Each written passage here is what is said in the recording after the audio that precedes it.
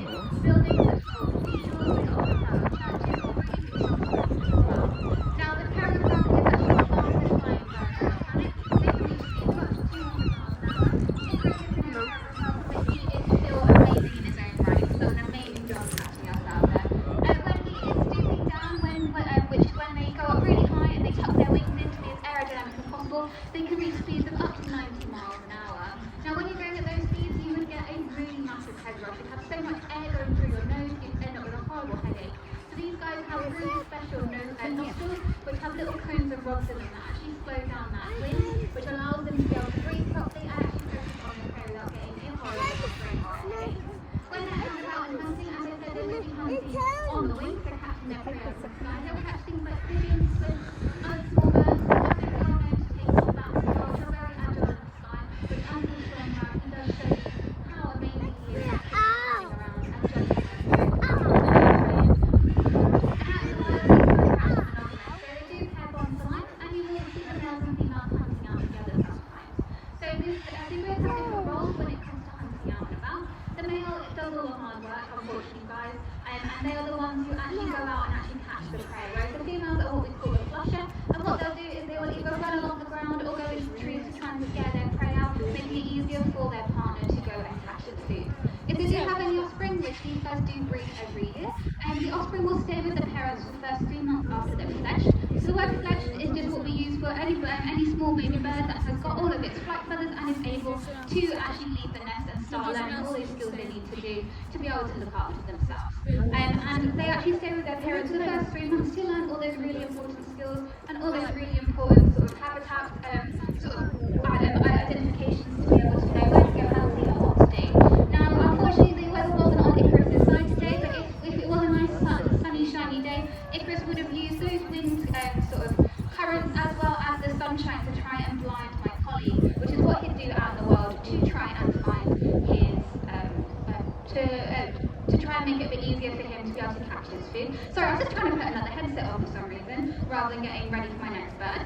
So what I'm going to quickly do is I'm just going to check the weather and making sure that the wind isn't getting too high. Now the reason why we do this is just because some of our birds, especially our smaller birds, don't do very well in a really high wind. It depends on which way the wind is coming from and also how fast it is going, just because we want this to be a nice experience for everyone. And it is in fact a good wind speed for us to be able to bring Piper out, who is our last kookaburra. Now before I do that, I have to put on a little bit of kit first, which is called telemetry. And this telemetry just allows me to fly her out and about without being worried that I won't be able to find her again if she gets blown off course by maybe a very gust of wind or being scared off by any seagulls. Now this telemetry is just a little wire that hangs down by the side of our ankle, which releases a little pip sound whenever we bring an antenna out. And this allows us to be able to find her if she was to be down in the valley or in the trees round by one of our enclosures on the other side of the zoo. So this means that we can fly her without having to worry too much. And she has done an amazing job letting me put that on her, and she is now out and about with you guys. So this is Piper, and she is our laughing kookaburra. Now laughing kookaburras are found in places such as Australia and New Zealand. And if you look at her silhouette does look very similar to a bird that we have here in the UK, which is the kingfisher. Now the kingfisher is absolutely amazing. I'm yet to see one, which I really want to.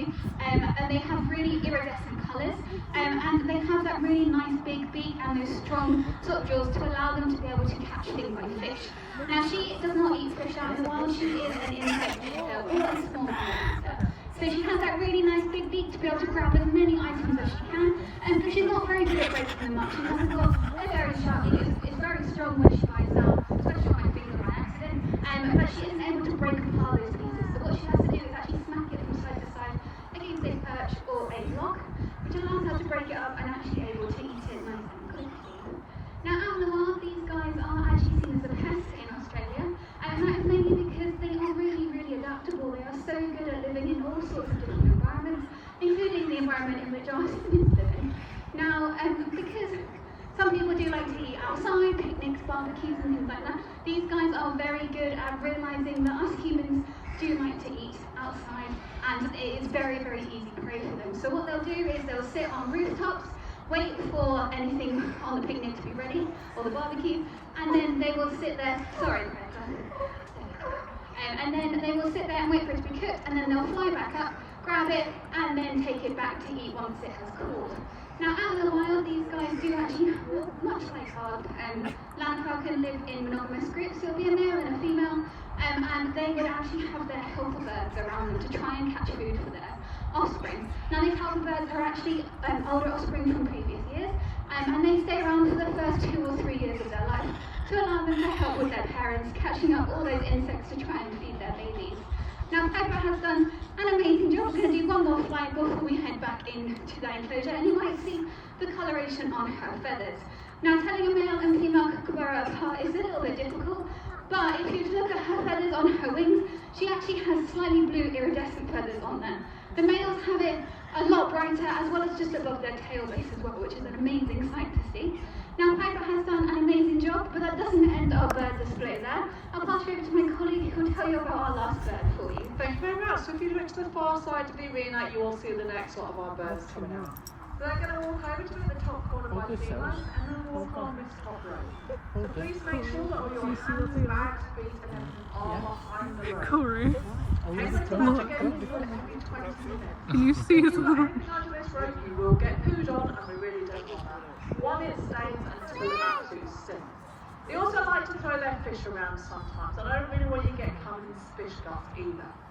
Now also, please do not try and touch the penguins. Even us keepers don't touch our penguins in that way. So if you reach out towards them, you will get bitten. They'll think you're doing something nasty to them, and they'll defend themselves. Now, occasionally they do wander under the ropes. Do not worry, I have a keeper behind. I'll just shove them back to my side. Just make them a little gap, and they'll wander back under. Most of the time, they're just running away from each other so they don't steal each other's fish. Now, we do have 19 adult Humboldt penguins here and 5 juveniles at the moment. So the way you can tell the difference between our adults and our juveniles, because they are all the same size, is if you look towards the back of the group here, and actually in the middle of the group, we have 2 of our juveniles out. So if you look at their chest, they've just got a white chest. They don't have that black stripe on their chest. Now, our penguins don't necessarily come out just for the food. You'll notice there's one in the middle of the arena that's playing with a feather. They get some food when they go back in, and they get 4 feeds a day. So they'll come out, they'll play with the feathers, they'll play with shadows, they'll chase seagulls, or they might eat if they want to. But as I say, they get plenty of food. Now, these are Humboldt penguins. So Humboldt penguins you find making their nests around in Argentina, Chile and Peru. So they do live in quite large land masses. Now, it's actually this nutrient-rich current that comes past South America called the Humboldt Current, which is where our penguins get their name from. And that in turn actually got its name from the explorer Alexander von Humboldt. Now, you'll notice there that they come from quite warm areas. There's actually only 3 species of penguin that live down at the South Pole. And one of those is actually the tallest species of penguin. So that's the emperor penguin that stands at 1.6 metres tall. And then the smallest penguin actually lives down on New Zealand. And that's the very little blue penguin, and that's about half the size of our Humboldt here, standing at about 30 centimetres tall, so about the height of a pint glass. But one thing that all these penguins have in common is their coloration. They are all black on their back and white on their bellies, for what's known as counter-shaded or camouflage. So this means that when a predator's looking down against their black backs, you can't see them against the dark sea floor, but when they're looking up against that lovely white belly, you can't see them against the bright sunshine. Now, you will notice that one penguin that's waddling across the arena at the moment looks quite fat, quite scruffy, and quite dirty. And that's because penguins go through what's known as catastrophic moult. So if you imagine wearing your same t-shirt every single day of the year, it does eventually wear holes in it. So once a year, they get really fat like this one's doing at the moment. She looks like she's blown up by a balloon. Then they come to land for 2 weeks. Now, whilst they're holding their feathers out, you'll notice this one's actually got quite a big back. They're not real food.